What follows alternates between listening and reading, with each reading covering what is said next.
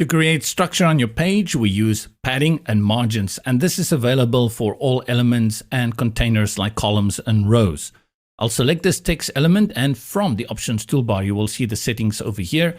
And if you select that, you have the option to go to the styling. Opens up the right sidebar, and you can see at the top from the tab, styling, basic, and the first two options is padding and margins. Let's focus on padding first, and you can see that it is linked. You can put in pixels or in percentage. And by linking it, all sides introduce equal amounts of extra space between your content and the bounding box of the element, which is the text element in this case. Of course, you can unlink it and then control each one independently and build out the structure that is needed for your design. Let's link it again, reduce it a little bit, and talk about margins.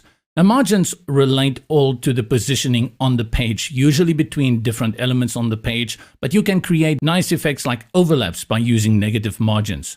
When it comes to margins, we hardly ever link them. We use them individually. So in this case, in the top margin, if I want to apply more space between the text element and the bounding box of the column, I can just increase it. And you can see that we add this space here. It goes up to 100 pixels, but you can click in there and add more by typing in a value, which will easily give you the value that you want. On the other hand, if we drag it to the left, we're going to get negative margins. And this is often used to create overlap effects.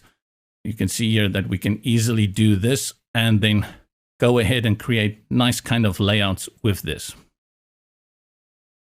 This is available for all the elements as well as columns and rows. And what is very important to remember is that even when you've made this kind of elaborate design here on your desktop, you have to go into tablet and mobile and style them out independently. This is the great thing about responsiveness. So bring in some padding to make sure you've got some nice structure going on there, and play around with that overlap effect that you want to create, and go and do the same for mobile.